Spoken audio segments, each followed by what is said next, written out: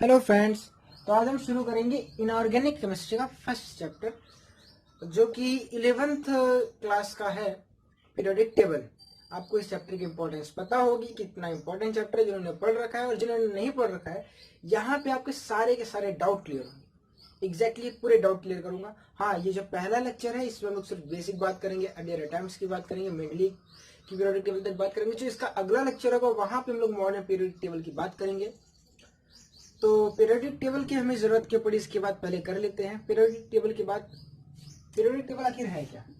Periodic table सबसे पहले बात करते हैं कि ये आखिर है क्या। तो पीरियोडिक टेबल एक सिस्टमेटिक वे है। पहली बात तो टेबुलर चलता आ रहा है, मतलब टेबुलर वे चलता आ रहा है। तो पीरियोडिक टेबल एक सिस्टमेटिक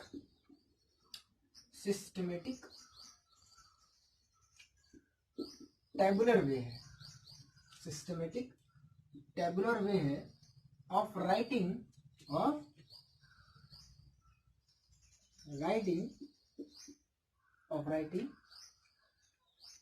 राइटिंग स्पेलिंग सही है, चेक कर लीजिएगा। ऑफ राइटिंग डिस्कवर्ड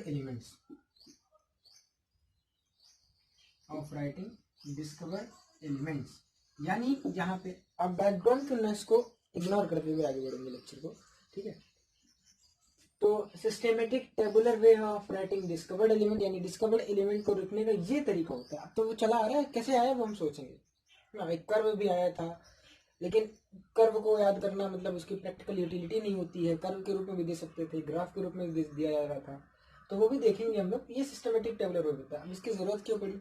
जरूरत सिंपल है, इसलिए पड़ी क्योंकि बता दे रहा हूँ 1800 से अपने पास थे 31 एलिमेंट्स और 1865 तक अपने पास आ गए थे 63 एलिमेंट्स जो कि नोन थे। और आप देख रहे हो 65 ईयर्स में अपने पास जो एलिमेंट्स थे वो डबल हो गए। क्या हो गए? डबल हो गए। अब इन्हें याद रख पाना और इन्हें ऐसे ही पूछना, इनकी प्रॉपर्टीज याद रखनी थी क्योंकि इंपॉर्टेंट थी। तो अब इनको याद रखने के लिए हमें जरूरत थी। इनको याद रखने के लिए हमने तरीके खोजे। हमने नहीं, मतलब हमारे साथी भाइयों ने, आपके मतलब पूर्वज थे साइंटिस्टों ने तरीके खोजे इनको याद करने के लिए। आज मॉडर्न टाइम में अगर बात करूं तो 118 एटॉमिक नंबर तक हमें एलिमेंट पता है। एटॉमिक नंबर तक हमें एलिमेंट्स पता है, लेकिन इनमें से 117 एटॉमिक नंबर वाला मिसिंग है। ये वाला क्या है? मिसिंग है, यानी इसके बारे में हमें पता नहीं है। अगर हाँ इसके बारे में कोई टिप्पणी करना चाहता है तो वो कर सकता है, क्योंकि जैसा कि मुझे पढ़ाया गया और मैंने जहां पे पढ़ा है वहां पे भी ये चीज लिखी गई है कि 117 वाली जो प्रॉपर्टी है, जो 117 एटॉमिक नंबर वाला एटम है वो मिसिंग है। अभी इसके बारे में हमको पता नहीं है, ठीक है। तो यहाँ पे तो हम बात कर रहे थे कि जो 117 एटॉमिक नंबर वाला एलिमेंट है वो मिसिंग है, ठीक है। कोई इसके ऊपर टिप्पणी करना चाहता तो वो कमेंट सेक्शन में कर सकता है। तो यहाँ पे इतनी एलिमेंट्स को हमको याद रखना था। इनके एलिमेंट्स ऐसा नहीं था कि इसको हम इग्नोर कर सकते थे, हमें इसको याद भी रखना था क्योंकि आपको भी पता है इसकी इंपॉर्टेंस क्या है। तो साइंटिस्टों ने इसके ऊपर कुछ अटेम्प्ट्स किए तैयार करने के लिए। इन्होंने कुछ अर्लियर अटेम्प्ट्स किए, उसके बारे में चर्चा करते हैं और लेक्चर को आगे बढ़ाते हैं। तो अर्लियर अटेम्प्ट्स की अगर हम चर्चा करें तो सबसे पहले बात करेंगे प्राउस्ट की, उसके बाद लेवोइजर की, उसके बाद आपके बुक में आते हैं ब्रूगर-रेनॉल्ड्स, उसके बाद हम बात करेंगे न्यूलैंड्स, फिर हम बात करेंगे लोथरमेयर, फिर मेंडलीव की। ये इतना आज सीक्वेंस रहेगा। तो सबसे पहले बात करेंगे हम लोग प्राउस्ट की। क्या दिख रहा है ये? Let me check. बिल्कुल दिख रहा है। तो हम प्राउस्ट की बात करते हैं। तो प्राउस्ट की हाइपोथेसिस ये थी, प्राउस्ट ने हमसे ये कहा था कि जितने भी एलिमेंट्स हैं वो हाइड्रोजन एटम होता है उसके एग्रीगेशन है, यानी हाइड्रोजन एटम से ही मिलकर बने हैं, हाइड्रोजन एटम से ही आए हैं। तो ये कहना गलत था। आपको भी पता है, मुझे भी पता है ना? गलत होगा, समझ रहे हो ना? अच्छा, गलत क्यों है? गलत इसलिए है क्योंकि अगर ये जो इन्होंने बोला था अगर वो सही होता तो आज के टाइम पे भी ये एप्लीकेबल होता, जो कि आज के टाइम पे ये एप्लीकेबल नहीं है। आपको भी पता है और हमें भी पता है। अच्छा, क्यों नहीं एप्लीकेबल है भैया? इसलिए नहीं एप्लीकेबल है कि जो प्राउस्ट ने कहा था कि जो सारे एलिमेंट्स हैं वो हाइड्रोजन एटम के ही एग्रीगेशन है, तो जिनकी जो प्रॉपर्टी है वो हाइड्रोजन एटम से मिलती जुलती होगी। क्या सारे एटम्स की प्रॉपर्टी होती है वो हाइड्रोजन एटम से मिलती जुलती है? नहीं मिलती है ना, बिल्कुल भी नहीं मिलती है। अच्छा, किसी भी एलिमेंट की सबसे बेसिक प्रॉपर्टी होती है यानी एटॉमिक नंबर। इसी एटॉमिक नंबर से तो हम सारे एलिमेंट्स की प्रॉपर्टी जज करते हैं। यानी अगर एटॉमिक नंबर ही इंटीग्रल मल्टीपल हो गया, यानी मान सकते हैं कि हाँ हाइड्रोजन एटम का कुछ होगा, है ना, ऐसे मान लेते हैं। तो हाइड्रोजन एटम का एटॉमिक नंबर 1 होता है, यानी सारे एलिमेंट्स के जो एटॉमिक नंबर है, sorry atomic mass, sorry very sorry, जो एटॉमिक मास है वो क्या होने चाहिए, इसी के एग्रीगेशन, मतलब इसी के हिसाब से होने चाहिए, है कि नहीं, सॉरी एटॉमिक मास। तो एटॉमिक मास के ऊपर हम बात कर लेते हैं। जो पाउस ने हमसे कहा था कि वो मतलब वो भी एक प्रॉपर्टी तो होती है एटम की, कि जो एटॉमिक मास है अगर वो एलिमेंट्स का एग्रीगेशन होता, मतलब वो एलिमेंट्स का ही ओरिजिन होता, तो जो एटॉमिक मास है वो भी तो डिपेंड करता है, यानी वो इंटीग्रल मल्टीपल होता है हाइड्रोजन एटम का। वो क्या होता है, इंटीग्रल मल्टीपल होता, integral multiple of hydrogen atom. क्या ऐसा है, बिल्कुल नहीं है। क्यों नहीं है, क्लोरीन को पकड़ लो, क्लोरीन का कितना होता है 35.5, और विच इज नॉट एप्लीकेबल। यहाँ की चीज गलत हो गई थी। और यहाँ पे मैं ज्यादा पे नहीं करूंगा, इसके ऊपर बहुत ज्यादा कुछ पूछेगा नहीं, बस ये पूछ सकता है, आपने पढ़ा होगा छोटी क्लासेस में। सेकंड पे आते हैं लेवोजियर, स्पेलिंग गलत हो तो माफ करिएगा, मैं इंग्लिश मीडियम से पढ़ा लिखा, सॉरी हिंदी मीडियम से पढ़ा लिखा एक लड़का हूँ, स्पेलिंग में थोड़ी बहुत मिस्टेक हो जाती है, वैसे भी इनकी प्रोनाउंसिएशन और स्पेलिंग में काफ़ी दिक्कत होती है, विदेशी नाम है। तो लेवोजियर, तो लेवोजियर ने हमसे, इन्होंने कुछ कहा नहीं, उन्होंने एलिमेंट्स को ऐसे डिवाइड किया, बोला एलिमेंट्स आर ऑफ 2 टाइप्स, जो पहला है वो है मेटल्स और जो दूसरा है वो है नॉन मेटल। पहला क्या है, मेटल है, दूसरे क्या है, नॉन मेटल्स होंगे। क्या ऐसा है, अब तक बीच में और प्रॉपर्टी आ गई थी, बीज एप्लीकेबल थी लेकिन इसमें मेटलॉइड्स भी आ गए थे, तो इनकी भी हाइपोथेसिस गलत हो गई थी। इन्होंने कुछ प्रॉपर्टीज भी बोली थी, बोले कि जो मेटल्स हैं वो इलेक्ट्रोपॉजिटिव है। ये अगेन ये चीज़ आपको छोटे क्लासेस में पढ़ाई गई, यानी 9th-10th में पढ़ाई गई होगी। ये इलेक्ट्रोनेगेटिव होते हैं, लेकिन यहाँ पे मैं कुछ भी नहीं छोड़ना चाहता, एवरीथिंग विल बी कवर्ड, पूरी चीज़ें, ताकि कहीं से भी अगर आपसे कोई क्वेश्चन पूछता तो आप ये ना कह पाओ कि पढ़ा नहीं गया है, कि हमने पढ़ा नहीं है। ठीक है, जो भी लेक्चर देखा उसको हम पूरा कंप्लीट कंटेंट देने की कोशिश करेंगे, जितना कि कोटा और कानपुर या कहीं भी अच्छी कोचिंग्स में पढ़ाया जाता है। ठीक है, तो इलेक्ट्रोपॉजिटिव क्या होता है, इलेक्ट्रोपॉजिटिव मतलब इलेक्ट्रॉन को हम लोग लूज कर देते हैं, loses easily, electron loses easily. यानी इसका एग्जांपल क्या है भाई, सोडियम को पकड़ लो, सोडियम क्या करता है, Na++ इलेक्ट्रॉन लेता, पढ़ा है। ऐसा क्यों होता है हम आगे पढ़ लेंगे, ऐसा क्यों होता है हम आगे पढ़ लेंगे, आपको थोड़ी बहुत जानकारी होगी क्यों होता है। अच्छा ये क्या होते हैं, ये इलेक्ट्रॉन को गेन करते हैं, इलेक्ट्रॉन गेन्स इजिली, इलेक्ट्रॉन को इजिली गेन कर लेते हैं। इसका मतलब क्या है, इसका एग्जांपल ले लेते हैं, क्लोरीन है, क्लोरीन एटम एक इलेक्ट्रॉन गेन करके ये क्या करता है, Cl- देता है। ये उन्होंने ऐसा हमसे बोला था, हमने बोला चलो ठीक है, बहुत बढ़िया भाई, बहुत अच्छा, ये ठीक है, उन्होंने हमसे बोला बहुत बढ़िया। लेकिन ये जो था ये क्या हो गया था, डिस्कार्डेड हो गया था after the discovery of metalloids. तो आप लिख सकते हैं इसके drawback, this was discarded after the discovery of metalloids. तो हम बात करते हैं अगले अर्लियर अटेम्प्ट्स के बारे में, जो है डोबेरेनर-स्ट्राइड्स, जो है डोबेरेनर-स्ट्राइड्स। तो आइए हम बात करते हैं डोबेरेनर-स्ट्राइड्स की और आगे बढ़ते हैं। तो डोबेरेनर-स्ट्राइड्स, ये पहले इसके बारे में थोड़ी बहुत बात कर लेते हैं इनके बारे में। तो डोबेरेनर-स्ट्राइड, मेरी स्पेलिंग ये है, मेरी स्पेलिंग मुझे याद है, तो डोबेरेनर-स्ट्राइड। अच्छा पहले इन्होंने किया क्या था, हम बात कर लेते हैं। तो इन्होंने क्या किया था, ऐसा मान लेते हैं अपने पास कुछ भी ऐसे 3 एलिमेंट्स हैं, ए बी और सी। इन्होंने ऐसे 3 एलिमेंट को ग्रुप किया। उन्होंने ये कहा कि जो बी का एटॉमिक मास है, जो एटॉमिक मास ऑफ बी है, जैसे लिखते हैं, उन्होंने ये कहा एटॉमिक मास ऑफ बी जो होगा वो इन दोनों का atomic mass of A, atomic mass of A plus atomic mass of C by 2, यानी इनका अरिथमेटिक मीन होगा, अदर टू। इन्होंने हमसे यही कहा था। इन्होंने क्या किया था, ही ऐसा लिख सकते हैं आप, लिखिए, मैं बोल रहा हूँ, मार्कर की इंक महंगी आती है और लिखने में यहाँ पे मेरी थोड़ी सी वीडियो की लेंथ लंबी हो जाएगी, बेसिकली ये है। मैं धीरे से बोलूँगा, आप लिख सकते हैं उसको, ठीक है। आप लिखिए, he arrange the element into group of 2, मैं आगे सेट जाता हूँ। He arranged the element into the group of 3, he arranged the elements into group of 3 known as triads, and according to him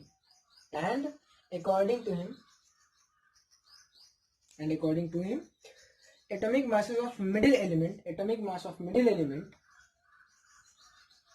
is average of atomic masses of end elements. क्या बोलते हैं इसको? And elements बोल सकते हैं, और other to बोल सकते हैं, of other two in triads. अच्छा, इनके एग्जांपल्स हैं कुछ, मैं कुछ ही लिख रहा हूँ. जैसे एग्जांपल है आपका लिथियम है, सोडियम है, पोटेशियम है. ठीक है, एक मिनट की आइए, वो मैं गया था शोर को खत्म करने थोड़ा सा. अच्छा, ये इन्होंने ग्रुप बनाया था, या प्रूफ कर लेते हैं कि लिथियम है, सोडियम है और पोटेशियम है. लिथियम में कितना होता है? 7. पोटेशियम में कितना होता है? 40. 7 ही तो होता है. ठीक है, शायद 7 ही तो होता है. लिथियम, ठीक है, 7 होता है. तो यहाँ पे इसका जो एटॉमिक मास है वो 23 आ रहा था. तो यहाँ पे जो इनका एवरेज है वो क्या था? इसके बराबर आ रहा था, मतलब अप्रोक्सीमेटली बराबर आ रहा था. ठीक है, अगला है अपने पास बेरिलियम, मैग्नीशियम एंड कैल्शियम. क्या मैंने ये सही लिखा है? पोटेशियम को 40 होता है, सॉरी 39 होता है शायद. पोटेशियम को 39 होता है और इनका 40 होता है ना? सही लिखा है. पोटेशियम का 39 होता है.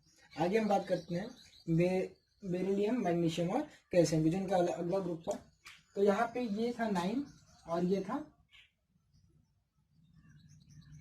मैं भूल रहा हूँ क्या, 1 मिनट, 40 है, 40 होगा ना? ये तो लिखा था ना, 40 होगा. और ये कितना हो जाएगा? निकाल लेते हैं. 40 + 9, 49, विच इज अगेन एवरेज हो जाएगा 24 के आसपास आ रहा है. कितना होता है? 24. और इसको 24 पाया गया था, देख लेते हैं. 40 + 9, सॉरी अगर मैं ऐसा अटक रहा हूँ तो इसके लिए वेरी वेरी सॉरी. 49 है क्योंकि इस चीज़ की ज़रूरत नहीं पड़ती तो मुझे पढ़ना पड़ा था. तो 2 4 2 2 4 2 4 जाए 24.5, और इसका ये होता है, मुझे पता होगा. ऐसे कुछ और है, मैं लिख दे रहा हूँ या आपको ऐसे स्क्रीन पे दिखा दूंगा, नहीं एडिट नहीं कर रहा मैं. ठीक है, अगला है अपने पास कैल्शियम, स्ट्रोंशियम एंड बेरियम. अगला जो ग्रुप है कैल्शियम है, स्ट्रोंशियम है, बेरियम है. इसका कितना होता है? 40 होता है. इसका 139 होता है मेरे हिसाब से, है ना? इसका होता है 139, और मेरे हिसाब से मतलब जितना मुझे याद है, भूल जाता हूँ मैं थोड़ा सा. और इसका होता है 88. इतनी वाली चीज़ें में थोड़ा सा अटक जाता हूँ. तो ये 88 होता है. अब देखिएगा इसका भी एवरेज आ रहा था. अच्छा, इसके ड्रॉबैक्स क्या थे? इसके ड्रॉबैक्स ये थे कि इन्होंने कुछ ऐसे ग्रुप्स हमको दे दिए थे. पहली बात तो पहला ड्रॉबैक ये था कि ये उस टाइम के, देखिए मैं एक यहाँ पे आपको देना चाहूँगा, कुछ चीज़ें बोलना चाहूँगा कि आप क्या करिएगा, थोड़ी सी एनसीईआरटी पढ़ लीजिएगा. आपके पास जो भी बुक है वो आप थोड़ा सा इसको रीड कर लीजिएगा, क्योंकि इसमें लिखाने का कोई मतलब नहीं है. आपको सारी चीज़ें बस ऐसे याद रखनी है एग्जाम के पॉइंट ऑफ व्यू से, और इसको भूल जानी है. I am sorry. तो आप इसको बुक को रेफर कर सकते हैं और बुक से आप इसको पढ़ सकते हैं. ठीक है, यहाँ पे ट्रायड्स भी आपको बुक में अच्छे से मिल जाएंगे. मेरा काम आपको सिर्फ थोड़ा बहुत चीज़ें समझाना है. ठीक है, अगले लेक्चर आपको अच्छा लगेगा. तो यहाँ पे 40 है, 88 है, 130, और इस लेक्चर में हम कुछ आगे एडिशनल चीज़ों की बात करेंगे. तो यहाँ पे क्या हुआ था कि जो इनका ड्रॉबैक था कि ये उस टाइम के सारे एलिमेंट्स पे लागू नहीं हो रहा था, but was not applicable to all elements. यानी कुछ ही इन्होंने ट्रायड्स बनाए, उसके बाद ये फेल हो गया था खुद ही, मतलब बन ही नहीं रहा था. बाद में उन्होंने खुद ही, और कुछ ट्रायड्स इन्होंने ऐसे दिए जिनमें ये फॉलो ही नहीं हो रहा था. जो उन्होंने ये बोला था ये फॉलो ही नहीं हो रहा था. जो इन्होंने हमसे ये कहा था कि भैया कि जो एटॉमिक मास ऑफ बीच का है वो एटॉमिक मास ऑफ किनारे का एवरेज होगा, तो ये एप्लीकेबल नहीं हो रहा था. जैसे कि एक टर्म लिख दे रहा हूँ, जो था फेरस, कोबाल्ट और निकेल. इनके पास ये भी आता है. तो इनके जो एटॉमिक मासेस थे वो नियरली सेम थे. यानी यहाँ पे लिख सकते हैं कि ड्रॉबैक्स में कि सम ट्रायड्स जो इन्होंने बनाए थे, कुछ ट्रायड्स में अपने भाषा में लिख लीजिएगा कि कुछ ट्रायड्स में जो एलिमेंट्स जो इन्होंने रखे थे उनके एटॉमिक मास नियरली सेम आ रहे थे, अप्रोक्सीमेटली सेम आ रहे थे. ठीक है, तो यहाँ पे ये फेलियर था. और अगला फेलियर भी यही है कि ये not applicable to all elements, यानी सारे एलिमेंट्स पे एप्लीकेबल नहीं हो रहा था. तो हमें इसे भूलना चाहिए. फिर से बोल रहा हूँ, अगर ये चीज़ एप्लीकेबल होती तो आज के ज़माने में एप्लीकेबल होनी चाहिए. अगर जो इन्होंने बोला था वो सही है तो वो आज के ज़माने में होनी चाहिए. जैसे कि न्यूटन साहब ने जो बोला था वो आज भी चल रहा है, तो हम उसको पढ़ रहे हैं. लेकिन उन्होंने नहीं बोलता, बस हमको एज ए मतलब क्या बोलते हैं, ट्रीट दे रहे हैं इनको, इनका सम्मान कर रहे हैं, इसलिए हमको इनको पढ़ना पड़ रहा है, ऐसे पढ़ लेते हैं भाई सब, कि उन्होंने कुछ भी किया था, क्योंकि इन्हीं की वजह से सब कुछ है। हम लोग तो क्या है यार, हम लोग तो तरबूज मॉडल पढ़ते आ रहे हैं, जो कि बकवास है, लेकिन पढ़ना पड़ रहा है। तो वैसे ये भी पढ़ना पड़ रहा है, आपको यहाँ से फील नहीं आएगा। चलिए अगला है, अच्छा यहाँ से लेकिन एक चीज क्लियर हो गई थी, मतलब साइंटिस्टों को एक चीज स्ट्राइक कर गई थी कि जो प्रॉपर्टीज है, देखा क्या, सुनिए एक चीज मैं बता दे रहा हूँ जो कि इंपॉर्टेंट है। जब उन्होंने ये ग्रुप बनाया था ऐसे बनाया, लेकिन जब उन्होंने देखा गया कि ये सारी की प्रॉपर्टी सेम आ रही थी, इन सभी की प्रॉपर्टी सेम आ रही थी, तो मतलब इन सबकी प्रॉपर्टी सेम है, तो मतलब कहीं ना कहीं इनकी जो प्रॉपर्टी है उनका रिलेशन एटॉमिक मास से है। यानी यहाँ से ये चीज क्लियर हो गई कि अगर एलिमेंट्स हैं तो उनका एटॉमिक मास से कहीं ना कहीं उनकी प्रॉपर्टी से रिलेशन है। उस टाइम की बात है, आज तो एटॉमिक नंबर है ना, उनको पता सच है। तो लिथियम, सोडियम और मैग्नीशियम, यहाँ पे देखिए जितने भी इन्होंने ग्रुप बनाए थे, यहाँ पे इनकी प्रॉपर्टी सेम आ रही थी, तो कहीं ना कुछ तो संबंध आ रहा था कि भाई साहब एटॉमिक मास से कहीं ना कहीं इनकी प्रॉपर्टी से रिलेटेड है। और हमको बहुत अच्छा लगा, और इसी के ऊपर 2-3 साइंटिस्टों ने अपना काम करना शुरू कर दिया, इसी चीज के ऊपर हमने 2-3 साइंटिस्टों ने अपना काम शुरू कर दिया। ऐसे न्यूलैंड ने भी अपना काम इसी पे शुरू किया था, और मेंडलीव ने, लॉथर मेयर ने भी अपना काम इसी एटॉमिक मास को ही मान के शुरू किया था। वो तो मोजले ने आराम से मजे ले लिए थे सबके। ठीक है, तो हम बात करते हैं न्यूलैंड्स की। न्यूलैंड किस नाम से फेमस है? Newlands law of Octave. इन्होंने एक ऑक्टेव दिया था।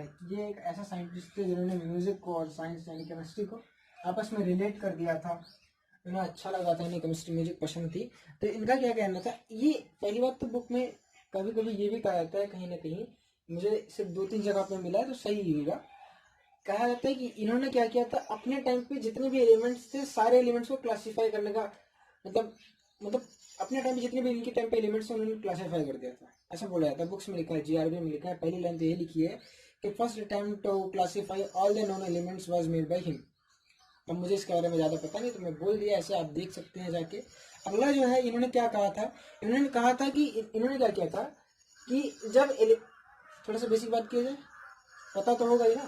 इन्होंने कहा था जैसे कि नोट्स होते हैं, साउंड्स में 8 तो 7 नोट्स होते हैं, और हर जो 8th नोट होता है वो फर्स्ट नोट का रिपीटेशन होता है। जैसे कि अगर आपने पढ़ा होगा, सुना भी होगा, कभी ना कभी गाते हुए देखा होगा किसी को, सा रे गा मा पा धा नी, ये तो होता है। अगर गलती हुई तो माफ करिएगा। अच्छा, यहाँ पे कितने नोट्स है? 1 2 3 4 5 6 7, और अगली बार क्या आता है, फिर से सा आता है।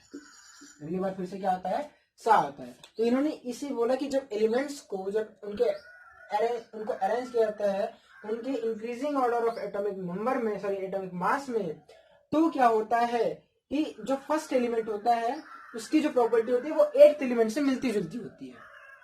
ठीक है, let me, I am sorry भाई साहब, जो नॉइस आ रही है पीछे, मैं वो नॉइस क्लियर करने के लिए गया था, लेकिन क्या किया जाए, घर पे बनाने की वजह से आसपास के शोर तो आते ही हैं, और फिलहाल मेरा घर गांव में है तो फिर थोड़ी सी दिक्कत हो रही है अभी, लेकिन कुछ दिन में ये चीज़ हम शॉर्ट आउट कर लेंगे। ठीक है, तो यहाँ पे जो उन्होंने कहा था कि जैसे कि फिर लिख लेते हैं, थोड़ा सा आप नोट करिए कि according to him the elements when arranged in order of their increasing atomic masses, the eighth succeeding elements was the repetition of the first one, ये हमसे उन्होंने कहा था, और जो कि बात सही भी थी। जैसे कि अगर हम बात करें तो उस टाइम डिस्कवर नहीं हुआ था hydrogen, lithium, sodium, potassium, sorry very very sorry, ये नहीं होता है, मुझे तो वो याद आ गया था जो आपको पता है। ठीक है, lithium, beryllium, boron, carbon, nitrogen and oxygen. Boron, carbon, वो बाहर शोर हो रहा था, एक फोन मिल रही थी, वो शोर कर रही थी। हाँ, तो मैंने सोचा लिख लेते हैं, है ना, आपको भी थोड़ा सा कॉम्प्रोमाइज़ करना पड़ेगा, मैं भी थोड़ा सा कॉम्प्रोमाइज़ करना, जब तक कि नया माइक नहीं आ जाता। तो यहाँ पे उन्होंने ऐसे कुछ एलिमेंट्स लिखे थे, इतने ही हमारे बताया गया था। तो ये चीज वर्कआउट करेगी। आप किसी भी एक एलिमेंट याद रख दो यहाँ पे, तो जो 8th एलिमेंट होगा 1 2 3 4 5 6 7 8, वो फर्स्ट वाले का रिपीटेशन होगा, मतलब उसकी फिजिकल और केमिकल जो प्रॉपर्टी थी वो इससे थोड़ी बहुत मैच हो रही थी। तो सभी को अच्छा लगा, वाह क्या चीज बनाई इन्होंने। लेकिन अब इसके ड्रॉबैक्स भी थे। ड्रॉबैक्स क्या थे कि ये जो चीज थी लाइटर एलिमेंट्स तक ही थोड़ी सी एप्लीकेबल हुई, हैवियर एलिमेंट पे नहीं लगी थी। अच्छा हैवियर एलिमेंट क्या है, देखो यहाँ सिर्फ कैल्शियम तक वैलिड था। कैल्शियम के बाद आपको पता है डी ब्लॉक के एलिमेंट्स आते हैं, तो उनको उसके वजह से वो लाइटर एलिमेंट तक ही वैलिड था। हैवियर एलिमेंट पे जहाँ पे आया था तो वहाँ पे ये चीज जो थी वो वैलिड नहीं थी।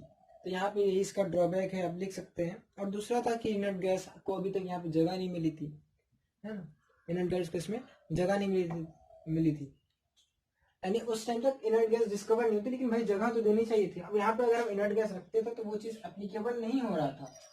अब बोले लॉ ऑफ नोनेन बना देते, लॉ ऑफ नोने बना देते, तो वो चीज भाई काफी चीजें आ गई थी ना। वही जो वो बोल रहा हूँ, कैल्शियम के बाद ये लॉ एप्लीकेबल नहीं, तो जो एप्लीकेबल है उसको हम क्यों पढ़े, प्रेशर वैसे ही लेना है, क्या वैसे भी सिलेबस कम थोड़ी ना है, अभी इतना ज्यादा सिलेबस है, यहाँ पे ये चीज एप्लीकेबल नहीं थी। ठीक है, हम थोड़ी सी बात करेंगे लॉथरमेयर और मेंडलीव की कुछ चीजें साथ में, फिर हम बात करेंगे लॉथरमेयर की, और फिर बात करेंगे मेंडलीव की, उसके बाद लेक्चर को करेंगे खत्म। ठीक है, तो आज होप करता हूँ आपको इतनी चीजें समझ में आ गई, आपको क्लियर हो गया होगा कि आपको मतलब अच्छी बात यह है कि आपको डबल इनर्स से याद करना है, डबल इनर्स से आपको याद रखना है, थोड़ी बहुत चीजें हैं। तो चलिए हम बात करते हैं लॉथरमेयर की, और उसके बाद हम बात कर लेते हैं मेंडलीव की। दोनों जन की साथ में बात करेंगे, क्योंकि दोनों जन ने साथ में ही अपनी जो डिस्कवरी थी वो साथ में की थी। लॉथरमेयर कहाँ के थे, जर्मनी के थे, और जो हमारे मेंडलीव हैं जिनके बारे में हम पढ़ते हैं, जिनको अभी तक हम लोग पढ़ते हैं मेंडलीव, वो थे रशिया के, जो थे रशिया के। अब कहा यह जाता है कि दोनों अलग अलग देशों के हैं, दोनों को पता भी नहीं था, लेकिन दोनों ने साथ में ही एक चीज पे काम करना शुरू किया था। हालांकि पहले पेटेंट इन्होंने कर दिया था और लेकिन सेम चीजों पे वर्क किया था। जो लॉथरमेयर थे, इन्होंने एलिमेंट्स की फिजिकल प्रॉपर्टीज को स्टडी करना शुरू किया था। ये फिजिकल प्रॉपर्टीज को स्टडी कर रहे थे कि भाई जो एलिमेंट है वो फिजिकल प्रॉपर्टीज उनकी कैसी होती है, और मेंडलीव जो है वो केमिकल प्रॉपर्टीज को स्टडी कर रहे थे। मेंडलीव जो है वो केमिकल प्रॉपर्टीज को स्टडी कर रहे थे, यानी केमिकल कैरेक्टरिस्टिक्स ऑफ एलिमेंट्स को स्टडी कर रहे थे। इसी के ऊपर उन्होंने अपनी थ्योरी दी थी। ये थी, मतलब दोनों लोग ने साथ में, मतलब कोइंसिडेंस ही है, दोनों ये जर्मनी के थे, ये रशिया के थे, दोनों ने साथ में एक ही चीज पे वर्क किया था। ये फिजिकल प्रॉपर्टीज पे वर्क कर रहे थे, ये केमिकल प्रॉपर्टीज पे वर्क कर रहे थे। और जो लॉथरमेयर थे, इन्होंने कर्व के फॉर्म में अपनी जो भी स्टडी थी वो दी थी, और इन्हें टेबल के फॉर्म में दी थी। बस यहीं पे ये फेल हो गए थे। हालांकि पहले उन्होंने पेटेंट कर दिया, वो भी अच्छी चीज थी, और यहीं पे ये फेल हो गए थे।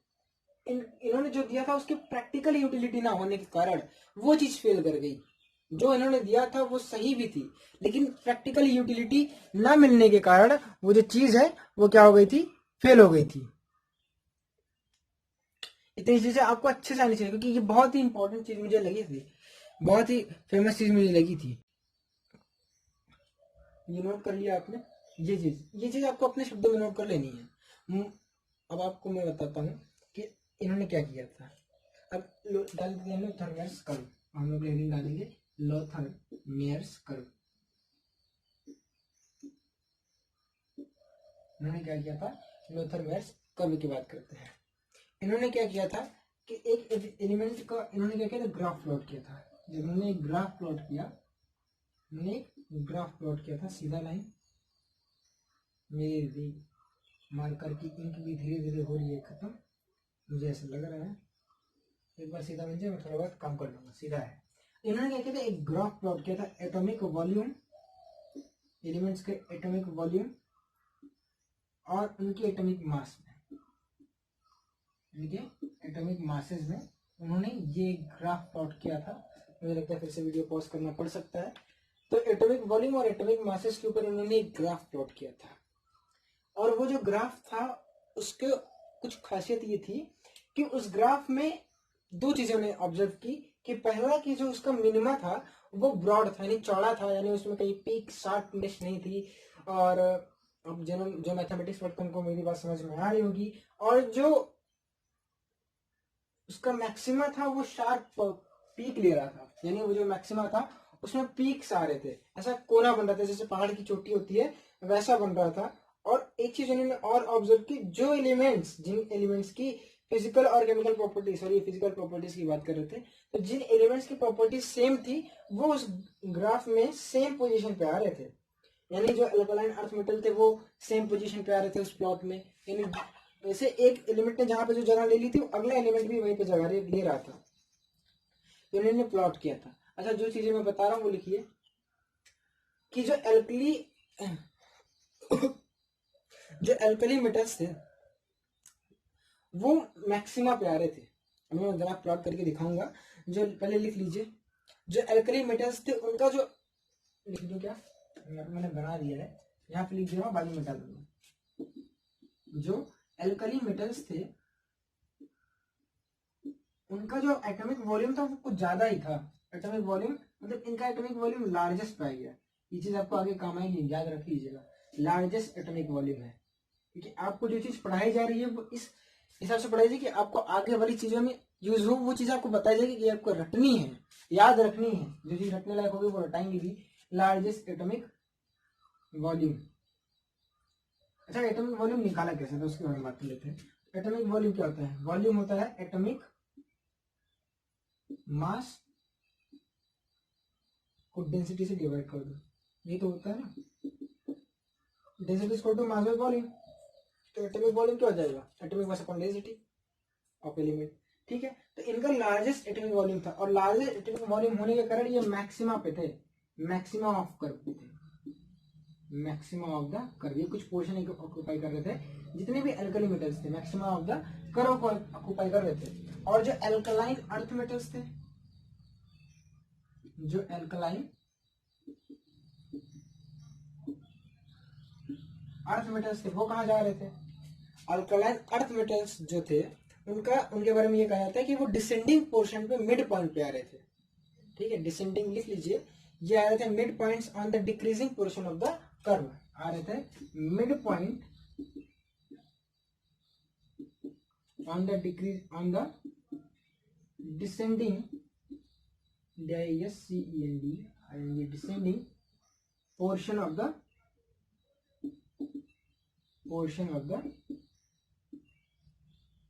कर्व। ठीक है, कर्व की स्पेलिंग सही है, वो मैंने लिखा ही ऐसे कि आपको सही से नहीं दिख रही होगी। ठीक है, जो हेलोजेंस थे वो असेंडिंग पोर्शन पे आ रहे थे कर्व के, जो हेलोजेंस थे वो असेंडिंग पोर्शन पे आ रहे थे कर्व के, हेलोजेंस जो थे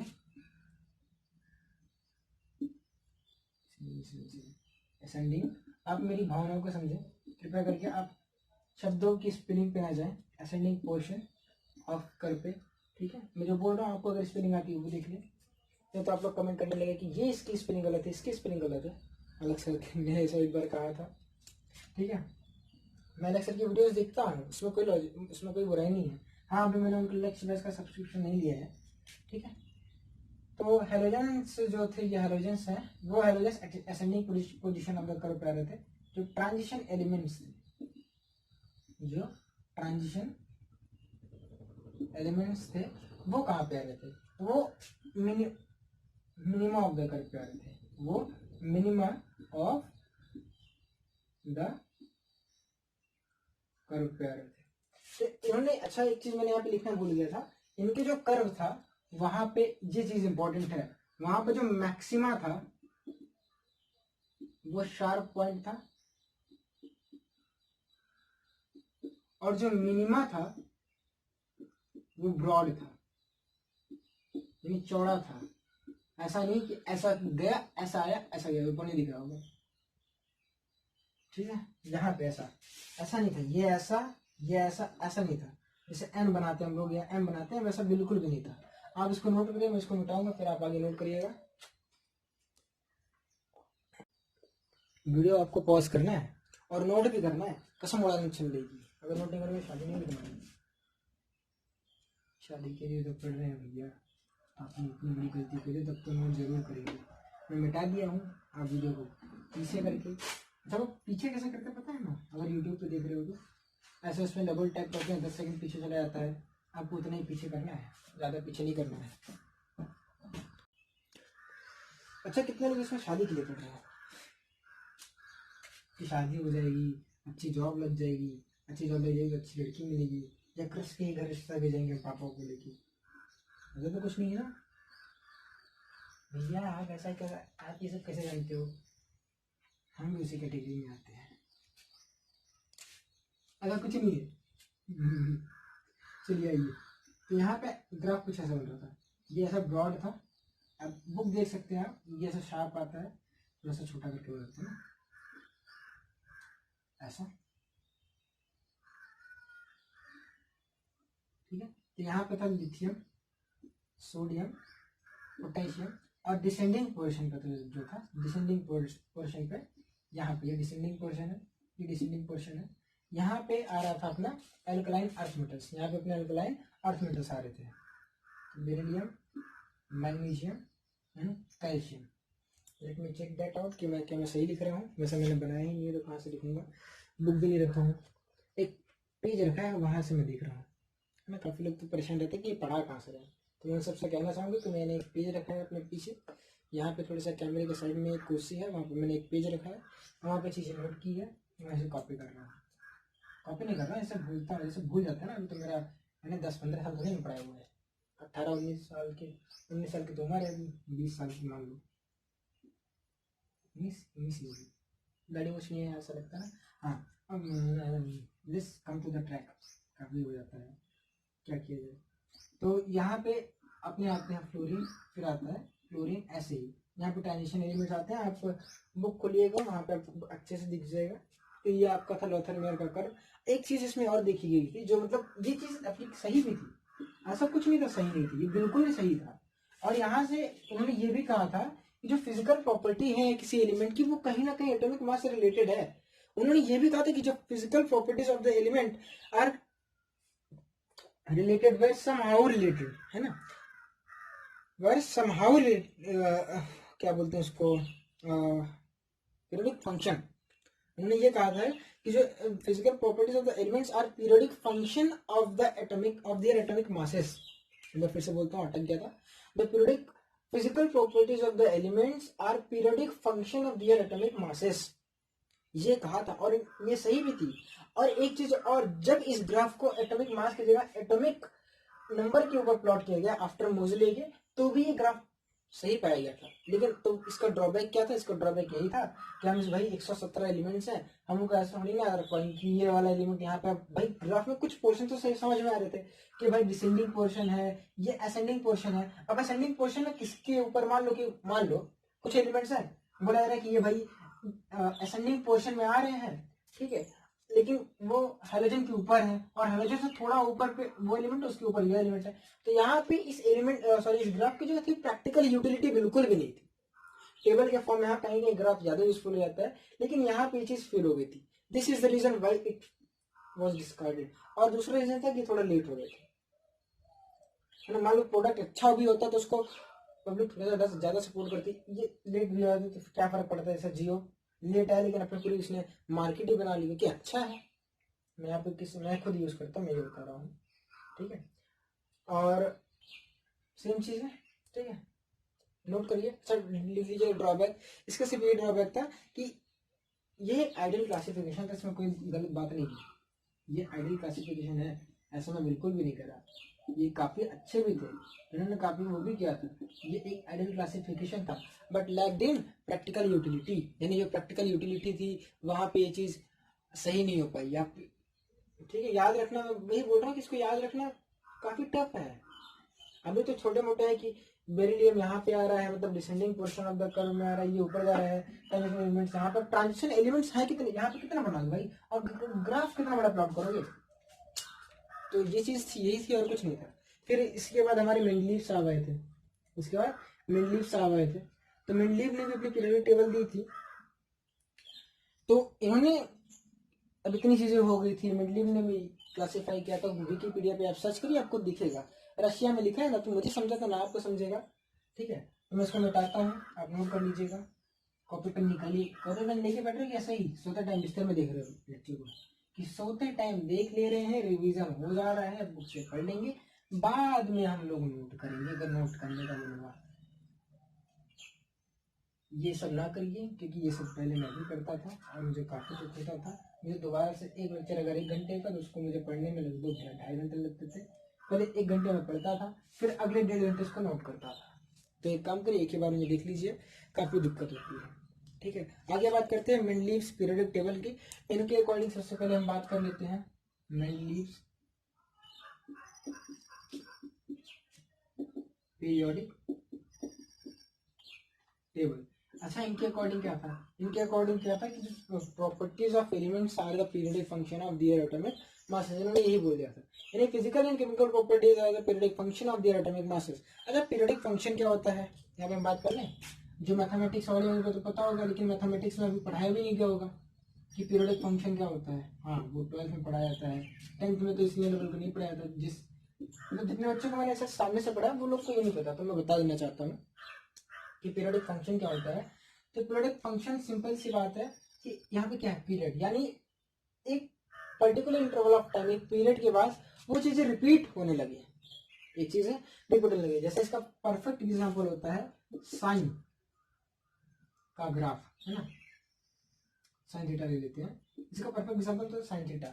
अच्छा, आप अगर सुनिएगा, आप इसमें वैल्यूज पुट करिए 0 से लेकर 180 तक, आपको जो वैल्यू मिलेगी वो इसी के बीच में मिलेगी, -1 से लेकर 1 तक, इसके बीच में इसकी जो भी है। यहाँ पे आप इनपुट जो है, मतलब मैं कहना चाहूंगा, एक बार थोड़ा सा समझिएगा, टिपिकल वर्ड है, 0 से लेकर 180 तक डालिए, और जैसे ही आप 180 से आगे फिर से डालेंगे तो वो रिपीटेशन हो जाता है।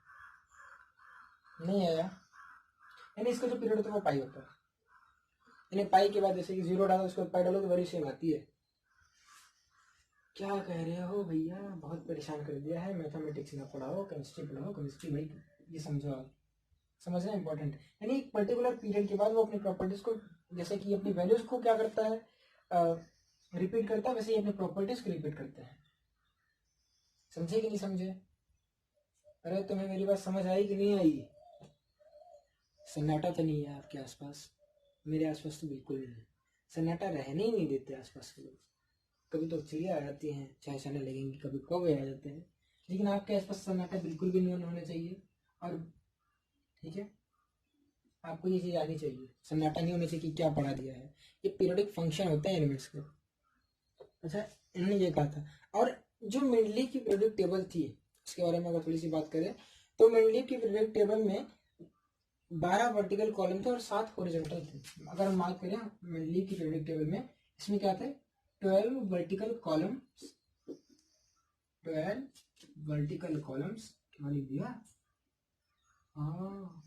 COLUMN, 12 वर्टिकल कॉलम्स थे और 7 हॉरिजॉन्टल कॉलम्स थे, और 7 हॉरिजॉन्टल कॉलम्स थे। 7 हॉरिजॉन्टल रोज होती है, सॉरी हॉरिजॉन्टल को रोज बोलते हैं, अभी भी यही है। ठीक है, 7 हॉरिजॉन्टल कॉलम्स है। ठीक है, और मॉडिफाइड, अच्छा इनको क्या बोला गया, इनको बोला गया ग्रुप्स, सॉरी अच्छा वर्टिकल कॉलम को क्या बोलेंगे, मैं कंफ्यूज, है ना, मैं पूरा कंफ्यूज हो गया हूँ। वर्टिकल कॉलम को क्या बोलेंगे हम लोग, ग्रुप्स बोलेंगे, और हॉरिजॉन्टल रोज को क्या बोलेंगे, पीरियड्स बोलेंगे। ग्रुप्स बोलिए इसको, और फिर क्या बोले, पीरियड्स बोलिए, ये ठीक है, आपको ग्रुप्स है। अच्छा, ये क्यों बोल रहे हो भैया, मैं बताता हूँ क्यों बोल रहे हो, आप थोड़ा सा सब्र करो, मैंने कंफ्यूज होता था, यहाँ पे मैंने जानबूझ के कंफ्यूजन अपनी क्रिएट, आपको लगे कि मैं भी कंफ्यूज हुआ, ऐसा बिल्कुल नहीं कि मैं कंफ्यूज हूँ। हाँ, शुरुआत में रहता था, बहुत कंफ्यूज रहता था अपने टाइम पे, तो मैं कंफ्यूज था कि इसको बोलते क्या है, ग्रुप बोलते हैं, कॉलम बोलते हैं, ग्रुप किसको बोलते हैं, पीरियड किसको बोलते हैं। हमारे तो टाइम पे हिंदी था, समूह और आवर्त बोलते थे, मतलब काफ़ी कन्फ्यूजन थी, और अभी भी कंफ्यूज बिल्कुल नहीं। अगर आपको लगे कि मैं कंफ्यूज था तो मैं इस वीडियो को एडिट कर दूंगा यहाँ से, हालांकि करूँगा नहीं। ठीक है, ये 12 था। अच्छा, मॉडिफाइड वर्जन में यहाँ पे आ गए थे, in modified version, modified periodic table, जो इनका मॉडिफाइड वर्जन था बोल सकते हैं, इसमें ये चीज़ घट गई थी। इसमें ये चीज़ क्या हो गई थी, घट गई थी। इसमें 9 वर्टिकल कॉलम्स आ गए थे, यानी 9 ग्रुप्स थे, अब मैं ग्रुप्स लिखूंगा, यहाँ पे क्या थे, 9 ग्रुप्स थे, और 7 हॉरिजॉन्टल, सॉरी 7 पीरियड्स थे। ये अभी भी सेम रहा। अच्छा, ये अभी भी सेम क्यों रहा, इसके बारे में बात करेंगे। पहले तो हम बात करते हैं 9। अच्छा, मॉडर्न में कितने हैं, 18 हैं। मैं फिर से बोलूंगा, अपने घर पे आप पीरियड टेबल चिपका लें, 10-12 रुपए की जितनी की भी आती है, वो आपके लिए बहुत ही हेल्पफुल रहेगी। अच्छा, यहाँ से इन्होंने ये कहा कि इन्होंने 3 पार्ट्स में इसको डिवाइड किया। पहला था जीरो ग्रुप के लिए, ये कहीं ना कहीं पीछे लिखा जाता है, ये कहीं कहीं आगे लिखा जाता है, वो बुक्स के ऊपर डिपेंड करता है। और यहाँ का 1 से 7 तक इन्होंने डिवाइड किया था, और 1 से 7 को फिर से अगेन इन्होंने डिवाइड किया था ए और बी में। और यहाँ पे एक्सपेक्टेड ग्रुप के लिए रखा था, एक्सेप्टेड ग्रुप के लिए इन्होंने रखा था, सॉरी एक्सपेक्टेड होता है शायद, ठीक है, एक्सेप्टेड ग्रुप के लिए रखा था। और इसमें 3 थे, इसमें फर्दर इन्होंने 3 एलिमेंट्स को प्रूव किए थे। एक मैं बता देता हूँ, इन्होंने जब देखा कि अगर एलिमेंट्स को उनके बढ़ते हुए एटॉमिक मास में रखें तो प्रॉपर्टीज मैच नहीं हो रही थी, तो उन्होंने बाद में क्या किया, अपने ही पीरियोडिक टेबल में ऐसे ऐसे एलिमेंट्स को पकड़े और ऐसा ग्रुप बनाना शुरू कर दिया जिन एलिमेंट्स की प्रॉपर्टीज सेम आ रही थी। एनसीईआरटी ने एक लाइन बढ़िया से लिखा, अगर आप इसको रीड करें तो उनको उस टाइम तक लगा कि इनके जो एटॉमिक मासेज है वो गलत है, इनके जो एटॉमिक मासेज हैं वो गलत हैं, और फर्दर उन्होंने इसलिए इसको कर दिया, क्या इसलिए उन्होंने अपने उसमें कर दिया, इसके पीछे रीजन भी है। ऐसा नहीं है कि ऐसे उलझुल कर दिया कि सोच समझ के नहीं, हाँ इसलिए गलत माना जाता है कि इन्होंने अपनी जो चीज दी थी कि हम एटॉमिक मास के बढ़ते हुए ऑर्डर में अगर इसको रखते हैं तो क्या होता है, इनकी जो प्रॉपर्टी है वो होती है वो रिपीट होती है। लेकिन बाद में इन्होंने फिर से वो अपनी चीज को ही जुटला दिया था, इन्होंने एलिमेंट्स की पीरियडिक प्रॉपर्टी को, मतलब जैसे एलिमेंट्स को ग्रुप में रखा जिनकी प्रॉपर्टी सेम आ रही थी, जहां पे ये फेल कर गए, ऐसा मतलब ऐसा बोला था। लेकिन एनसीईआरटी एक लाइन बहुत बढ़िया से लिखती है कि ये इसलिए फेल हुए थे क्योंकि जो भी इन्होंने बोला था उस टाइम पे वो ये था कि भाई उस टाइम क्या था कि बहुत पहले इन्होंने किया था, तो जो एक्सपेरिमेंट्स थे, जो भी डिस्कवरीज थी बहुत ही कम हुई थी, ठीक है। तो इन्होंने बोला कि कुछ गलती हुई होगी एटॉमिक मास निकालने में, इसलिए उन्होंने ऐसा किया था। लेकिन फर्दर ये गलत था तो गलत था, ठीक है।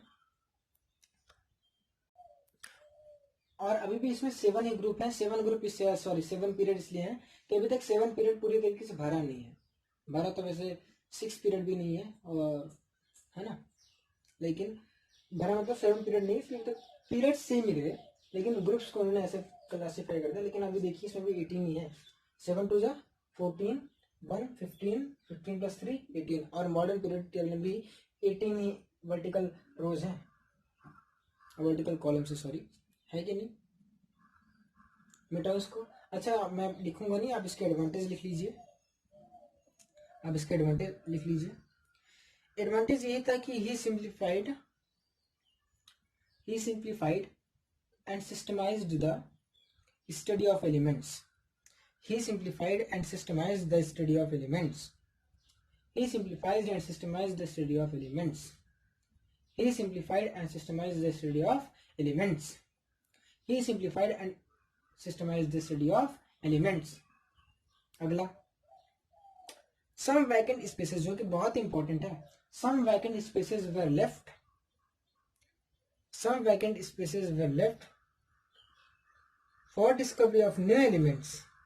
For discovery of new elements. For discovery of new elements. For discovery of new elements. Having similar properties. Having similar properties. अच्छा किस किस को उन्होंने किया था, जैसे इक्वा सिलिकॉन लिख लीजिए, इसको याद रखने का तरीके में बताऊंगा। इक्वा सिलिकॉन, ये 2 पूछ लेते हैं, इका बोरॉन, इका बोरॉन, ठीक है। अच्छा इसको क्या बोला गया, जर्मेनियम, इसको बोला गया स्कैंडियम, इसको बोला गया स्कैंडियम, ठीक है। अब यहाँ पे आता है एल्यूमिनियम, इका, इका मतलब होता है बिलो, इका एल्यूमिनियम,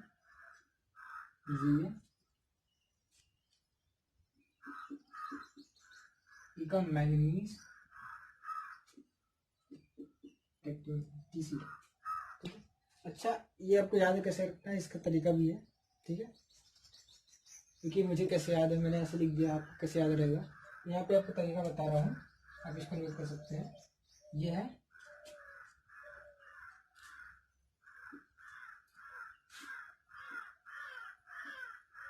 यहाँ पे स्कैन लेना है, ठीक है, मैग्नीज, मैग्नीज मैंने लिखा है मैंगनीज। अब आज के लिए माफी चाहता हूँ फिर से, ठीक है। आप पॉज करते हूँ। आइए हम इसको याद करने की ट्रिक देखते हैं कि हमें कैसे याद रखना है। तो यहाँ पे जो है ये सी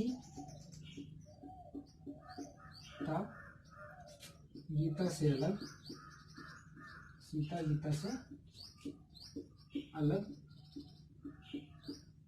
बीएससी नहीं एमटेक है। एमटेक की स्पेलिंग मुझे पता है, गलत है, रटने का तरीका है, ठीक है।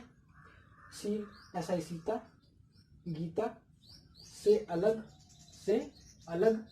बीएससी नहीं एमटेक है। अब ऐसे याद रख सकते, आपको पसंद है क्या किया जाए, चीजें हम बनाते हैं ना, याद रखनी है। अब ऐसा ना इका सिलिकॉन जर्मेनियम, इका एल्यूमिनियम, गैलियम, इका बोरॉन, स्कैंडियम, इका मैग्नीज, टाइटेनियम, ऐसे ना बोलते हैं हम लोग। सीधा गीता से अलग बेसी नहीं एमटेक, इसलिए उसको याद रखते हैं। तो टीसी फॉर ये होता है, टीसी मतलब अगर आता तो टीसी, बात खत्म। ये तुमसे अगले पूछो टीसी को बोलते क्या है, एमएन मैग्नीज, है ना। तो ये तरीका है याद करने का, ठीक है। अगला जो इन्होंने दिया था, इन्होंने क्या कहा था, एटॉमिक मासेस को, एटॉमिक वेट ऑफ एलिमेंट्स को करेक्ट किया था। तो अगला है correction of atomic weights of the elements, correction of atomic weights of elements, जो अगला पॉइंट है, correction of atomic weights of elements. यानी इन्होंने क्या कहा था, इन्होंने एटॉमिक वेट्स को क्या किया था, करेक्ट किया था। जैसे बीई है तो बोरॉन का उस टाइम कितना था, 9.5 था। उस टाइम कितना था, 13.5 था। और अभी कितना है, 13, अभी कितना है, 9 है। ये कैसे किया था वो हमको नहीं जानना है, बस किया था। बेरियम का इन्होंने 13.5 था उस टाइम पे, इन्होंने 9 किया था। अच्छा, इसको कैसे याद रखना है वो भी तरीका है, ठीक है। कुछ का इन्होंने क्या था, लिख लीजिए,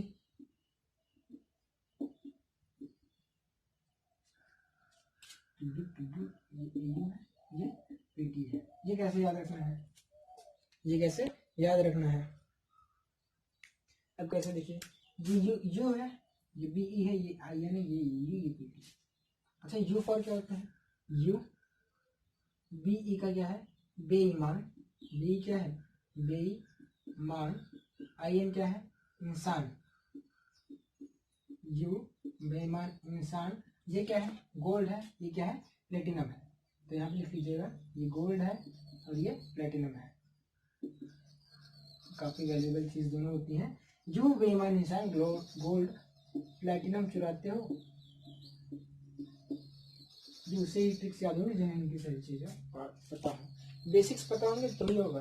और जिसने ये नहीं पढ़ा उसको क्या ही पता होगा, ये भाई क्या बोले जा रहे हैं, यू बेईमान इंसान, साले मुझे गाली दे रही है। आगे आप लिख सकते हो, कीड़े पड़ेंगे तुमको, कीड़े पड़ेंगे तुमको, इज द कांस्टेंट, या एवरीथिंग कुछ भी लिख सकते हो, बेईमान इंसान, गोल्ड प्लेटिनम चुराते हो, गधे कुत्ते कमीने, जो भी लिखना, बस इतना ही तो आपका ट्रिक है, याद हो जाएगा। याद करिए, इसमें कोई बुराई नहीं है यार, याद हो जाएगा तो बुराई थोड़ी ना है। जैसे मुझे याद है वैसे आपको याद हो जाएगा, और आपको याद हो जाएगा तो फिर अच्छा ही, आप एग्जाम में जाके बैठोगे, अच्छा नंबर लेके आओगे अगर आ गया तो, है ना। अच्छा, अब इसके डिमेरिट्स देख लीजिए, लिखिए डिमेरिट्स क्या है। पहला लिख लीजिए कि हाइड्रोजन की जो जगह है ना पहले फिक्स थी ना अभी फिक्स है। तो position of hydrogen were not fixed, position of hydrogen were not fixed. अगला था कि इन्होंने अपनी पीरियोडिक टेबल में जो सेकंड है, आइसोटोप्स को जगह नहीं दी थी, आइसोटोप्स को जगह नहीं दी थी।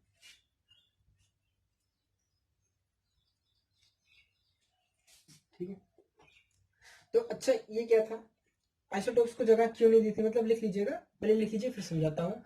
दूसरा है no separate position for isotopes, no separate position for isotopes. इसका मतलब क्या है कि अगर हम आइसोटोप्स की बात करें तो आइसोटोप्स होते क्या है, काफी लोग तो कंफ्यूज कि आइसोटोप्स होते क्या है, कि इनका क्या सेम होता है क्या डिफरेंट होता है। तो मैं बताना चाहूंगा, इनका एटॉमिक मास जो होता है वो क्या होता है, डिफरेंट, और एटॉमिक वेट क्या होता है, एटॉमिक नंबर क्या होता है, सेम होता है, same atomic number but different atomic masses. यानी इनका एटॉमिक नंबर जो था वो सेम था, लेकिन इनके एटॉमिक मासेस क्या होते हैं, डिफरेंट होते हैं, आइसोटोप्स बोलते हैं। अब हाइड्रोजन को देख लीजिए, हाइड्रोजन के 3 है, 1H1, 1H2, 1H3। अब इनको जगह दी ही नहीं है। और मॉडल में क्या है, मॉडल में देखो सब सेम है, हाइड्रोजन हाइड्रोजन है। कहाँ पे रखोगे, एटॉमिक नंबर पे बेस्ड है, तो एटॉमिक नंबर पे एक को रखा, बाकी तो अपने आप रखो थे, है कि नहीं। तो ये था। अगला लिख लीजिए, इन्होंने अगर ऐसा एक्सप्लेन नहीं करना, ऐसा लिख लो, anomalous pairs of lengthanides and actinides, anomalous pairs of actinide and lengthanide, anomalous pairs of actinide and lanthanides, anomalous pairs of actinide and lanthanides। समझ में आई बात।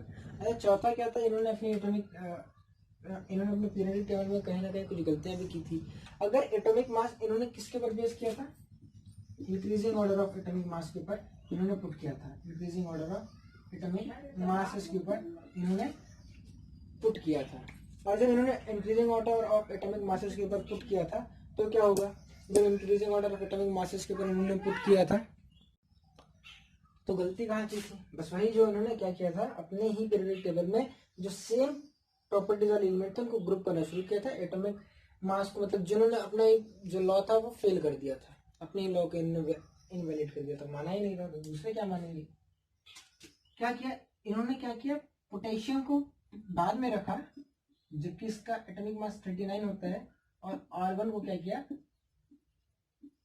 सॉरी आर्गन को पहले रखा और पोटेशियम को बाद में रखा, ये पहले बोला था क्या, आर्गन को पहले रखा, पोटेशियम को बाद में रखा इन्होंने अपने पीरियोडिक टेबल में, जबकि ये कहना गलत हो गया। भाई बिल्कुल गलत ही तो है, क्योंकि इसका एटॉमिक मास जो है वो कम है, इसको अगर इनके रूल से चले तो इसको पहले आना चाहिए था और इसको बाद में आना चाहिए था, तो यहाँ पे गलत तो हो गया ना, कि नहीं होगा। तो ये थी इनका डिमेरिट्स, कि लिख लीजिए incorrect position of the elements, incorrect position of the elements, incorrect position of the elements, incorrect position of the elements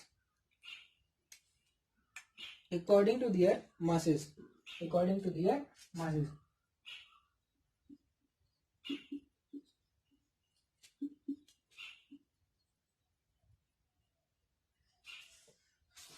क्या होता है, टीएन तो किसी का नहीं होता है, होता है, होता है।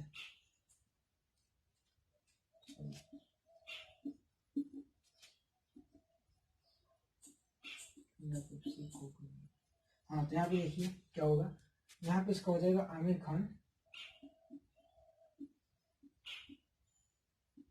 को तो जानते होंगे, आमिर खान तेरी इच्छा, मेरी राइटिंग इस पर अच्छी नहीं आती, वैसे रियल लाइफ में अच्छी है थोड़ी बहुत, तेरी इच्छा मतलब बहुत अच्छी नहीं है, मेरे फ्रेंड्स की कुछ ज़्यादा अच्छी है।